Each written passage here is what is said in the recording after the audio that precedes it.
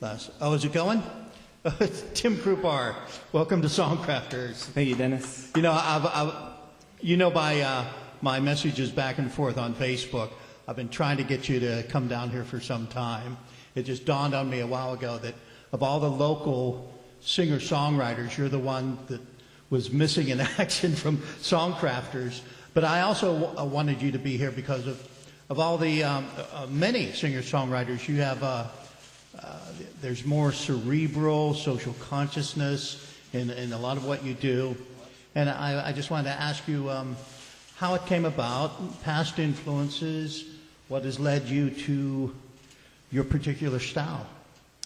I guess like musically, early on, I was influenced by good like male vocalists like Shannon Hoon or Bono or Jeremy Ennick, and but it was just shortly after September 11th happened, and I started really kind of waking up to the world we live in, you know, and just reading a lot of history, and suddenly having all these thoughts and feelings about what was happening in the world, but found that being creative and putting it into art, into music, was one of the easiest ways for me to communicate what I was thinking. And so that's kind of how it came to be. Oh, okay. The social conscious aspect of it. Yeah, and nowadays, like I study a lot of different religious philosophy and things like that, and they seem to all point at the same, come to the same point of just being a loving, kind, compassionate being, and so now that's really starting to influence the way I write, and the emphasis on love, not necessarily romantic or intimate love, but more so like a universal, unconditional love for all people, and so that's now like the most recent influence on the music. I know when I read the title of your first song, Meta Movement, and I think I said Meta or whatever I said, and I had to ask you for a definition. Why that title rather than Love Movement, or?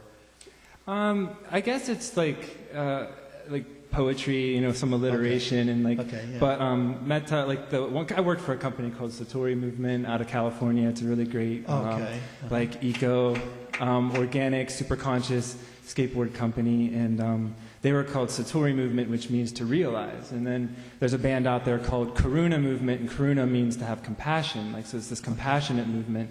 So Metta was the next step for me. It was like, it's the loving kindness movement where we extend this this pure, unconditional loving kindness. Is it from the Greek, where theta, beta? It's actually from the language, it's Pali, which is the language the Buddha spoke in. Oh, I see.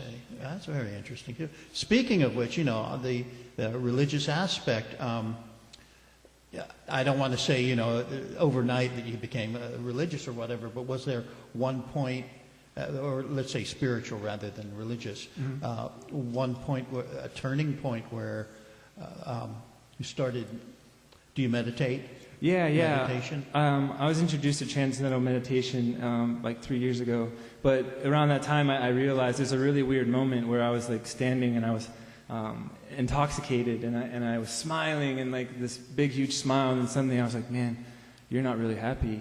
And it was like a really crazy moment, because like all those years of getting intoxicated, you know, you think you're happy, or at least I thought I was happy, and it actually, you know, floored me. I had to sit down and really think about what I was doing with my life, and luckily at that time I met this guy who taught meditation. I started meditating, and since then it's been a really great, As if being drunk, or was it, you mean you were drunk, right? Oh, I was getting high. Okay. As if that particular kind of euphoria, there was another one that you remembered that was that trumped that was higher than that. Well, I realized that it's temporary. You know, like you're putting yourself through these temporary ups, and then there's always a down, and the downs started getting harder and harder, and then, you know, you start realizing, I mean, at least I hadn't realized I was having some type of like mental addiction. So you kick that out of the way, and then you start really loving life, you know, and then like, it's cheesy to say, but to really be high on life, like it's the only drug you need. Like, life's a trip. Yeah, exactly. Has it, the meditation also brought you to some philosophies that are larger? It just really helped me see that, I mean, we have all these different ideas of what love is, and it really helped me come up with at least a definition that suits me well, and it's to accept without conditions, accept all people unconditionally as they are in front of you, however they're behaving and however they're treating you. It doesn't matter, it's just trying to put yourself in that space where you can accept all people exactly how they are. Tremendous, tremendous. Also, going way back here, I think the name of the band was Ghost Hospital.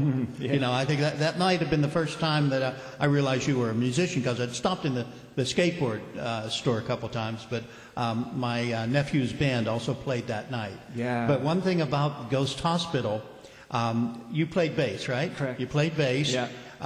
You had one good riff going. It was a lot like Led Zeppelin's When the Levee Breaks. Yeah. And it was trance. It was definitely trance. You had that whole small room down there. It was a great night. But it made me wonder also, some of what you do. Now, that first song, Meta Movement, it had a trance aspect, but it's constantly changing too. I like that. But was there something about trance and your music that naturally came together? Yeah, I love repetition. Early on in my life, I really loved bands like Neurosis, which is like a heavier band, but they use a lot of multimedia and stuff. But I really loved how they could take apart. They find this one amazing riff, and they play it over and over and over again. And it's like a lot of bands, they find that riff and they move on. But to dwell on that riff for some reason really appealed to me, and has always really appealed to me. And you seem to also have discovered, the organic growth of a riff. In other words, you can be playing the same thing, but it evolves of its own nature, or the nature of the player with the music. I've discovered that from jamming from time to time as well. Yeah, that organic side, it blows my mind. Because a lot of songs, it seems, I don't know if it's the same for everyone else, but they seem to write themselves. Exactly. I was just going to say, Bob Dylan once said that he doesn't feel, he says the music comes through him, not from him, but through him. Yes. And I get that sense with a lot of what you do, too. Thanks, man. Anyway, we're going to let you keep playing here. You're joined by Elliot. I'm going to mispronounce his last name. Swager. And the last song is called Anna and Alberta. Is there a story behind it? Oh, yeah. Anna is a woman that still lives in Greensburg, and Alberta was one that used to live in Greensburg. And there were two elderly women that really just taught me that, everybody, it sounds cliche, I'm saying it over again, but everybody just wants love. And she'd come up and tell me stories, and a lot of people just brush her off and, would think that she's insane. But I started giving her the time of day to listen to what she had to say, and I just started realizing, this woman has nobody in her life, and she just needs some love. And so if I can just sit here and listen to her for 10 minutes, that's all I can give, and that's all. I come across people like that, too, and I used to all the time, too. If you take the time and just get still as you listen to them, start to realize this is a whole epic story. Yeah. They may be telling the top part of that story, but behind it, it's immense. It's a life. For sure. A whole real lifetime.